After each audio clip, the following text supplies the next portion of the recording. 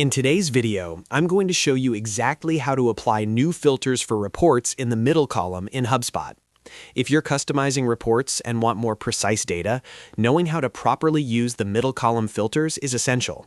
Whether you're tracking deals, contacts, tickets, or marketing performance, this step-by-step guide will help you refine your data in just a few clicks. And if this video helps you out, make sure to hit that like button and subscribe to the channel for more HubSpot tutorials and software how-to guides. All right, let's jump right in. First, log into your HubSpot account.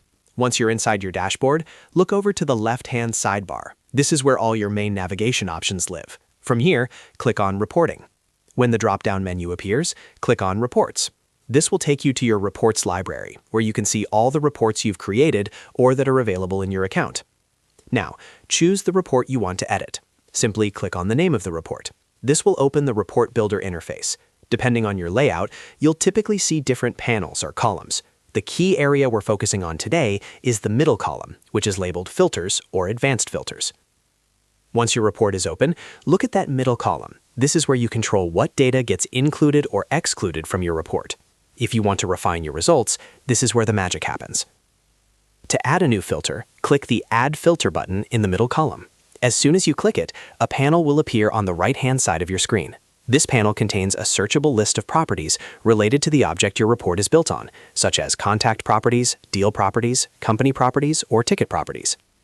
You can either scroll through the list or use the search bar at the top to quickly find the property you're looking for. For example, you might search for deal stage, create date, owner, lifecycle stage, or any custom property you've created. Once you find the property you want to filter by, click on its name. This will open the Filter Configuration panel. Here's where you define the rules for your filter. Next, choose the filter type. Depending on the property, you'll see different options. For date fields, you might see options like is after, is before, or is between. For drop-down or select fields, you might see options like is not, or is any of. For text fields, you could see options like contains or does not contain. Select the filter type that matches your goal. For example, if you only want to see deals created this year, you might choose Create Date, and then select Is After, followed by January 1st of the current year. If you want to see deals in a specific stage, you would select Deal Stage, then choose Is, and then select the stage from the drop-down list. After choosing the filter type, enter or select the filter value. This could be a date, a specific user, a deal stage, a lifecycle stage, or any other relevant value depending on the property you selected. Once everything looks correct, click Apply Filter. As soon as you do this, HubSpot will update the report preview automatically based on your new filter. You'll immediately see how the data changes in real time. If needed, you can repeat this process to add multiple filters. Just click Add Filter again and follow the same steps. HubSpot will combine these filters based on the logic shown in the middle column, allowing you to get highly specific with your reporting.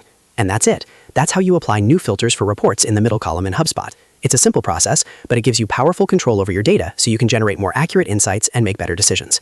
If you found this tutorial helpful, make sure to like this video and subscribe to the channel so you don't miss any future HubSpot tips and software tutorials. Thanks for watching, and I'll see you in the next video.